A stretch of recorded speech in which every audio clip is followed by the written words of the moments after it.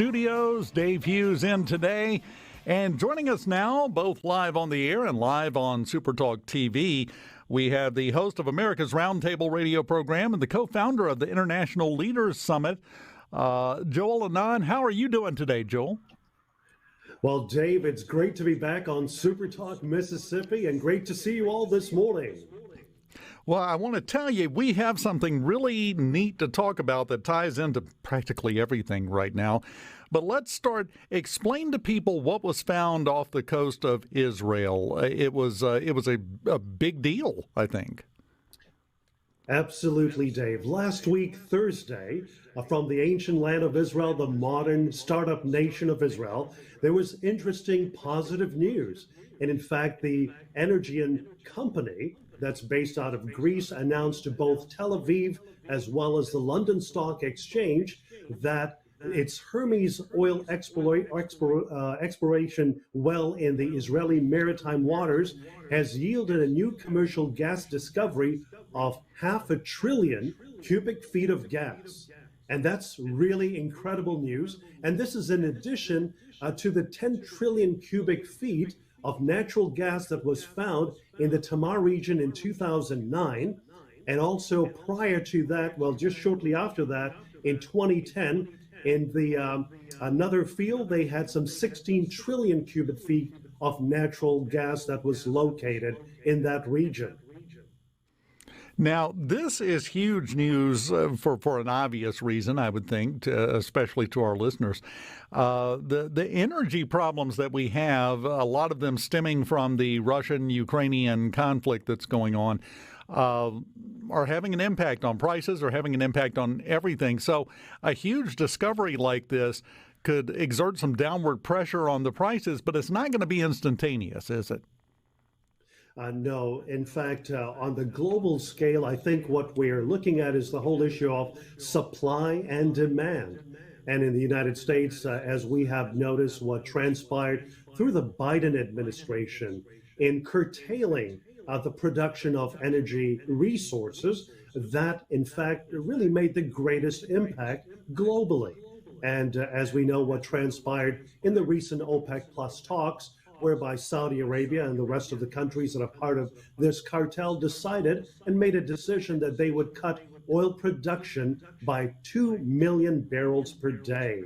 So those are significant for the global supply of oil and certainly natural resources. But on the other side, on Israel's from Israel's perspective, it's what they've accomplished is their great natural gas discovery is really making a difference. And the Institute of World Politics for the Jewish Policy Center stated that 70% of Israel's electricity is now fueled by its own resources. And they soon claim that it will be at 100%. So there are lessons to be learned, positive lessons of how if you're focused on looking and seeking for new energy sources, it can certainly make a big difference in the energy supply. Well, and I think that's most visible to people in America at the pump, because when we were a net exporter of oil and energy products, the price at the pump was very nice. We would like that back. But as you said, the new policies that have been put into place have turned that completely around. That should be the goal, is to be energy independent as a country, shouldn't it? In fact, you're right about that, Dave. And America was energy independent. We were a great net exporter of energy. And as we realize, competitive forces are at play today. And in fact, America has really handicapped itself. We have hamstrung the oil industry, for example, on a lot of fronts, where oil companies are not able to get the leases that they're looking for. We have made it very difficult. In fact, members of Congress from the Democratic Party are on a campaign to dissuade investors from investing in the oil industry, for example. And these things do not bode well for energy security and energy independence for America. We truly need to advance policies that unleash energy independence for all Americans. And it makes a difference, as you've rightfully mentioned, Dave, for American families that are feeling the pain at the pump. And for many families, it's a serious issue when all of a sudden you're looking at your monthly budget and the price of gas really affects everything else that a family would do. And we are also noticing the vanishing middle class in America. And as we see what's happening on the economic front with high inflation rate, a 40-year high, it is really adversely impacting American families in Mississippi and across the nation. Well, and I think the most disheartening part is it doesn't appear right now that there's much end in sight. This winter is going to be tough for a lot of people, whether it be heating oil prices, whether it be natural gas prices. We were talking last week, and 80% of the electricity generated in Mississippi comes from natural gas, and that price has tripled in the last year or so. So a lot of people are about to get a really unpleasant surprise as the weather starts to cool off into winter. But short term, there's not much we can do except make sure that we can get this changed in the future, right?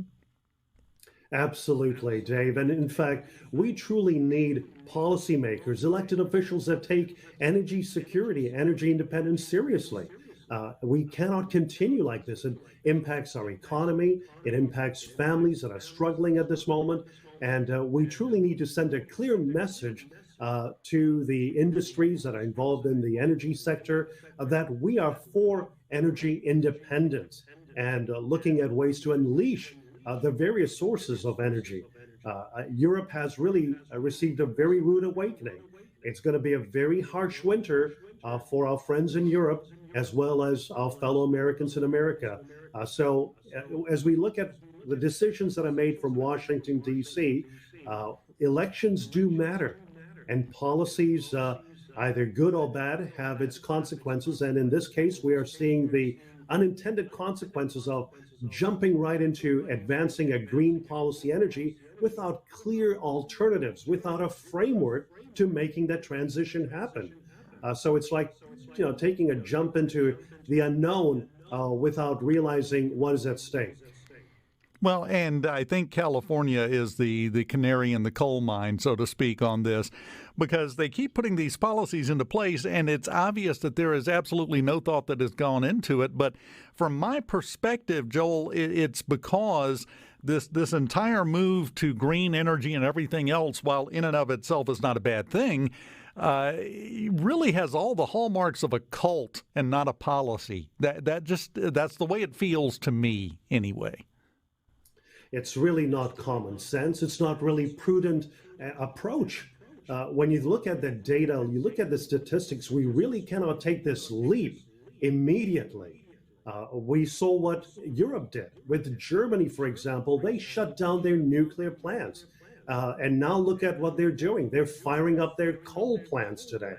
So, you can go from one extreme to the other extreme, but people don't understand and realize that you've got to take prudent measures, steps that really make sense for the economy, for families at large. And in fact, I think Europe has really been a great example of what's happening, as well as California. My family resides in California. They feel the pain. They know what's going on in California. So we compare our rates here in Washington, D.C. area, Northern Virginia, to California. They're paying $2 more per gallon than we do here in the Washington, D.C. area. And it's a problem of mindset, but it's a problem of motivation, I think, as well, because they don't seem to be, and by they, I mean the folks that push the green energy movement, they don't seem to be attached to reality. And as a result, they're motivated by wishes and hopes instead of cold, hard facts that everyone has to deal with. Because I'm sorry, we did not swap from horses to gas-powered automobiles in a 10-year period. We're not going to swap off of it in a 10-year period, especially now when things are so much more complicated than they were then. Absolutely. And in fact, that's exactly what I think prudent principal leaders are talking about. They're saying we need a framework that really makes this happen. We all want a cleaner environment, of course. We don't want to live in an environment where it's polluted, Of course not. And we also want to see a diversified portfolio when it comes to energy supplies. We don't want to put all our eggs in one basket. That just doesn't work. We see what happens when you have a hurricane hit Mississippi or Florida or other places, and you have the electricity grid not working and functioning for days. What will happen if we depend upon electricity to basically provide energy to the vehicles? I think we really need a framework that works. It will take decades, not an overnight switch from what we've been used to go ultimately to green energy. Joel, we're up against a break. Can you hang on through the break? Absolutely, Dave. Love to. We'll keep talking. Joel and I are joined both on the air and on SuperTalk TV by Joel and Anand, and we kind of got off subject because you and I both got fired up about some of the energy policies going on in general, but let's sort of go back and talk for just a moment about what kind of impact this is going to have everywhere worldwide with this huge discovery of gas off the coast of Israel. What kind of impact can we see unfolding from that? Right. I think in general, whenever there is a discovery of gas, specifically like we've shared earlier on in the segment in the Mediterranean, Israel's gas instrument or resource is now going to be used as an instrument for effective foreign policy, but also, as you rightfully mentioned, it does make a difference in the whole equation when we think about energy supply. We've come to realize the significance of natural gas more than ever before. And America is exporting LNG to other countries in the world, especially our friends in Europe. So whenever there is a discovery such as this, it was significant, 500 billion cubic feet of gas discovered in the Mediterranean, in Israeli territory. That's significant indeed. However, as we look at it from a regional level, that will have a more significant impact, say, for the Middle East and the countries that Israel is distributing this to. It gives Israel a leverage in working with Egypt. And as we all understand, countries like Egypt, India, China, and others with a growing population have a significant need for energy, as well as our own country, the United States of America. And so we've got to look at ways of exploring and looking at new avenues and opportunities for getting energy out, not curtailing it like the Biden administration is doing it. The markets respond to all of these key sectors, and it's a supply-demand thing. If we curtail our supply, of course, we're going to be paying higher prices at the pump. We're going to be paying higher electricity bills, and the list goes on. And one of the things that we haven't really talked about, Dave, is the fact that how energy cost impacts businesses, manufacturers, and those that are producing goods in America. Small and medium-sized businesses are hit significantly, and that hurts the bottom line. When it comes to energy costs or hiring people, all of these things matter. So when we think about economic growth in America, energy is a significant aspect of it to fuel economic growth in America. And so what we found in Israel, for example, is significant. Of course, over the years, we have found out that, they have made significant discoveries in the Mediterranean. They're looking at ways of how to channel this energy to Europe, to other parts of North Africa. It won't have an immediate impact as far as, energy prices in general, but I think it's a wake-up call to all of us to saying how we as Americans, as leaders in this country here, can advance pro-growth policies, and that includes a diversified portfolio of energy. Well, and I think the part that is most disheartening about it is a lot of times when you have a goal that goes counter to common sense, you couch it in other words and you try to dance around the subject, if you will. But we have folks in charge right now that aren't dancing around the subject. They're just coming right out and saying, we want to do away with all this. We want this to go away. We want energy production to go way down. We want the oil industry to die off. They've all but said that out loud. It's just a little disheartening to know that there's no wiggle room here. They have said exactly what they want to do and what they want to accomplish, and they don't care what the fallout is from it because that's totally irrelevant to their stated goals. How do you change that? Well, I think we really have to have a very open discussion about America's economic growth. What are we looking at from the sectors of energy and other areas as well? What policies work and have worked for America? We have to realize that America at one time was energy independent, and we were not relying upon countries like Venezuela and other countries that are known for human rights abuses and trying to kowtow to them and provide incentives for their dictators. But America needs to lead with a principled vision. And energy is a very vital part of that. In fact, we know from the IEA, for example, they've communicated to us that natural gas now accounts for about a quarter of global electricity generation. And in the United States, we know that natural gas fuels 37% of US electricity generation just in the year 2022 and similar to 2021. However, in the future, they're forecasting a fall. So that doesn't bode well for the American economy or for American families. We've got to look at ways to unleash energy rather than curtail it. And I think it's time for our fellow Americans, our constituents, to just communicate to legislators enough is enough. We need pro-growth policies. We need policies that make a positive impact for families. And these are real kitchen table issues. When you look at your monthly budget and say energy is taking a huge bite out of our family budget. And in some cases, I've heard stories whereby individuals are saying, well, it costs me so much to go to work. I may have to look at a different job. It was a well-paying job. However, with gas prices going up, it really doesn't make a difference. So it does impact our fellow Americans. And it's time for change. And I think as we look at what transpires in November, our fellow Americans have an opportunity to support candidates that are open and talking about advancing pro-growth policies for America. I think that's where we should be, educating, informing our fellow Americans, because a lot of times we get lost in the nitty-gritty details of this here, but don't look at the big picture of how policies make a big difference. Well, that's exactly right. And there are so many impacts to everyone's everyday life. If the price of your breakfast cereal went up at the store, well, there's a lot of different factors that play into that, but it costs fuel to get it there. It costs fuel to transport the ingredients to make it. That right there is a huge increase in the cost it takes to make it and get it to the store, which increases the price you have to pay. Fuel and energy ties into a vast majority, I would say, of the economic impacts that we see on a day-to-day basis.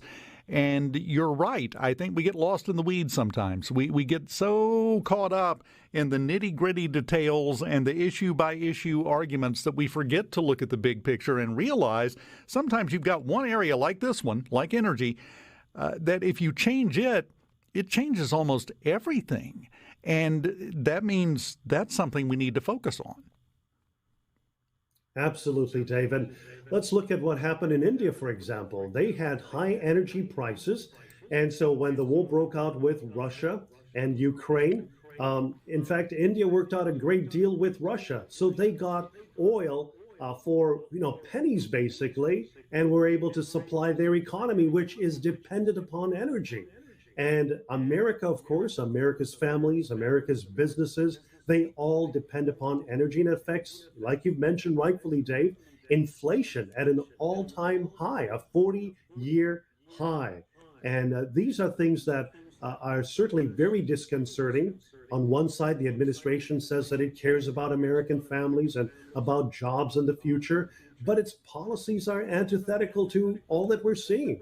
And when you have Rashida Tlaib, a congresswoman from Michigan, communicating to the oil industry and saying, listen, we want you guys to not invest a dime into oil exploration and the oil industry. That's not the message that Americans want to hear. We want to hear where we can be once again energy independent, like we were just a few years ago. And let's not forget even that with this 2 million barrel cut, oil production cut barrels per day that Saudi Arabia and OPEC have announced, that's going to make a difference. We're going to see an increase of 20 to 25% increase in the gas that we pay in just a few weeks' time. And that is just coming right around the corner during the holiday season. So the cheerful news you bring to us is it's about to get worse. Thank you, Joel. We appreciate that. Well, I think our fellow citizens can do a great deal of good in November if they choose to. I'm just having a little fun because it's the facts, and there's nothing you can do about that. It is the way it is. Host of America's Roundtable, got a big show lined up? Absolutely. We look forward. We just had Congressman Mike Bost on America's Roundtable just this past weekend. We've got some special guests coming up in the weeks to come, including Victor Davis Hanson, Mike Pompeo, and a great group of people that love America, America's patriots. Joel Anand, host of America's Roundtable Radio Program and the co-founder of the International Leaders Summit. Always enjoy talking to you, my friend. Keep up the good work, will you? Thank you so much, Dave. It's wonderful to be back on SuperTalk, Mississippi, and wish you all a great day. We will continue on middays live in the Element Wealth Studios. Up next, we're going to change the tone just a little bit. We've been kind of heavy for the past hour and a half. We're going to lighten it up just a little bit when we come back here on SuperTalk Mississippi. Keep it here.